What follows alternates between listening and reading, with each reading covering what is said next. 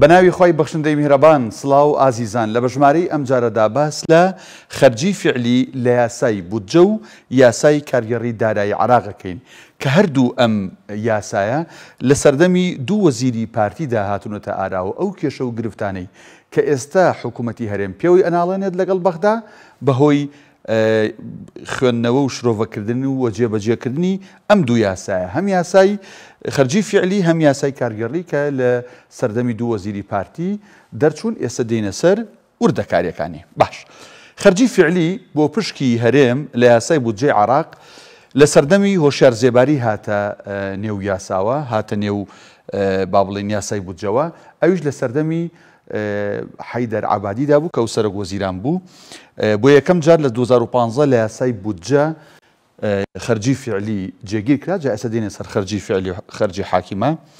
دوای لێدەرکردنی خەرجی سیادی و حاکیمە ئەنجا پشکی هەرێم دەدرێت با ئێمە نمونەیەک بینەوە ئەگەر گریمان ساڵانە بودجەی ئەمە بە گریمانەی وەکو نمونە بودجەی عراق 50 تریلیۆن دینار بێ نزیکی 30 تریلیۆن دیناری بە بودجەی با بڵێن چی سیادی و حاکیمە ئەڕوا بودجەی ئەوەی کە فعلی ئەمێنێتەوە تەنها 20 تریلیۆن دینارێکە لە سەتا با بڵێن 12 یان 14 یان 17 کە پشکی هەرێمە لەم 20 تریلیۆنەیە کە پێوتێ خەرجی فعلی نەک لە 50 تریلیۆنەکە بۆیە ئێمە زەرەرمان کردو ئەمیژۆ گوتمان لە سەردەمی هۆشیار زێباری کاندای مەکتەبی سیاسی پارتیە ئەو کاتە وەزیری دارایی بوو ئەم یاسایە هاتۆتە ئاراوە باش خەرجی سیادیەکان چین ئێمە باسی خەرجی سیادی و حاکیمەمان کرد بزانین سیادیەکان چین سێ سەرۆکایەتەکەی عراق پەرلەمان حکوومەت کۆمار کۆمەڵێک پارەیان بۆ دابین نەکرێت ساڵانە ئەمە لە ژێر ناونیشانی خەرجی سیادیایە وەزارەتەکانی بەرگری دەرەوە حەشت تەنانەت پێشمەرگەش پارەکانیان لەسەر خەرجی سیادیە هەرچەندە پێشمەرگە ینی دەسەڵاتدارانی هەرێم زۆر بەدەمیەوە نەچوون بۆیە پارێکی ئەوتویان بۆ سەرف ناکرێت کۆمسیۆنی هەڵبژاردنەکان و دەستەی داد و لێپرسینەوە ئەمیش ئەو بودجەی بۆیان تەرخانەکرێت لەسەر چییە لەسەر خەرجیە سیادیەکان ئێستا بۆ نمونە هەڵبژاردننی خولی پێشووی ئەنجومەنی نوێنەرانی عراق یان هەڵبژاردننی تەنانەت با بڵێن ئەنجومەنی ببورن هەڵبژاردننی پەرلەمانی کوردستانیش کۆمیسیۆنی باڵای سەربەخۆی هەڵبژاردنەکان ئەو پارەی کە بۆی سەرفکرا لەسەر خەرجی سیادی بوو کە عراق سەرفی کرد خەرجی نەوت و بەنداوەکان ینی ئەو خەرجی لە کۆمپانیەکانی نەوت تا سەرفەکرێت لە دەرهێنانی لە پاڵاوتنی لە هەر بابەتێکە لەسەر خەرجی سیادیە هەروەها بەنداوەکان لە عراقدا پاسپۆرت باری شارستانی و نشینگە ئەمیش خەرجەکانیان لە ژێر خەرجی سیادیایە باش بزانین خەرجی حاکیمە چییە خەرجی حاکیمە بەشە خۆراکی مانگانە و دەرمانە کە ئەمە هەرێمی کوردستانیش ئەگرێتەوە پارەی گەنمی جوتیارانە کە ئەمیش بێگومان هەرێمی کوردستان ئەگرێتەوە کێشەی مڵکداریە ئەمە بە تایبەتی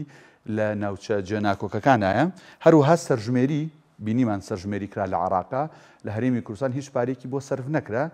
عراق خۆی پارەی بۆ سەرف کرد ئەوە لە ژێر خەرجی حاکیمەیە هەروەها هەڵبژاردننی ئەنجومەنی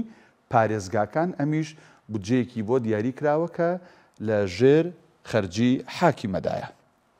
باش دێنە سەر یاسایەکی تر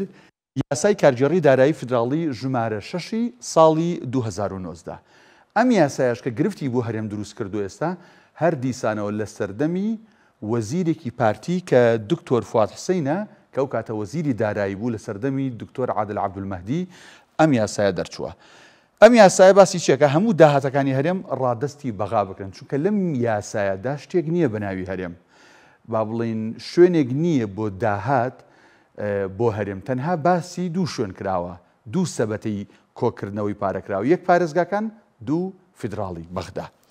وەک پارێزگایەک مامەڵە لەگەڵ هەرێمەکات وە گوتمانەمە لە سەردەمی وەزیرێکی پارتیە ئەمیش دەرچووە باشە ئەم داهاتانی کە ئێستا باسییانەکەم دەخرێنەوە سەر هەژماری پارێزگاکان بە پارێزگەکانی هەرێمیشەوە چونکەوە گوتمان دوو شوێن هەیە پارەیتیا کۆکرێتەوە یا پارەی بۆ دێتەوە ئەوەی کە لەم یاسایە ناوی هاتۆ باسی هەرێم نەهاتۆ باسی پارێزگا و باسی فیدراڵی کراوە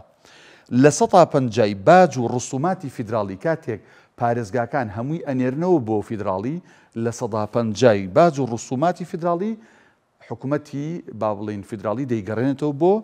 هەژماری پارێزگاکان. هەروە پشکی پارێزگاکان لە داهاتە سنووری و لە داهاتی پترۆدۆڵال ئەو پارێزگانی کە دەواازی سنووریان هەیە بێگومان ئەمانیش پشکێکیان هەیە دوای ئەوەی کە ڕادستی فیدراڵەگرێ بەشێکیان بۆ ئەگەڕێنرێتەوە لەگەڵ ئەو پارێزگانی کە نەوتی تێدایە. چیکە داهاتە ناوخۆیەکان کە لە ئەنجومەنی پارێزگاکان پەسەند کراون. ئەنجومەنی پارێزگاکان لە عراق لە 15 پارێزگاکەی دری عراق کۆمەڵێک داهاتی پارێزگاکانی بە یاساوا لێ کردووە بۆ خۆیان بێت.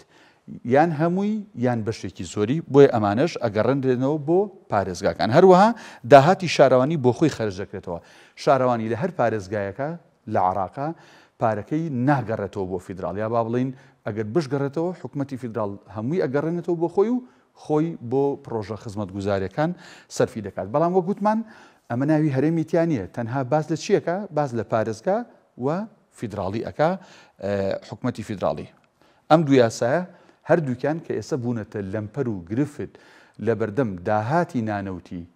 لە هەرێمی کوردستانە بەهۆی ئەو دوو یاسایە بوون کە خەرجی فیعلی لە یاسای بودجە و یاسای کارجێڕیە کە هەردووکیان دوو وەزیری پارتی لە سەردەمی ئەوانە ئەم دوو یاسایە دەرچێنراون.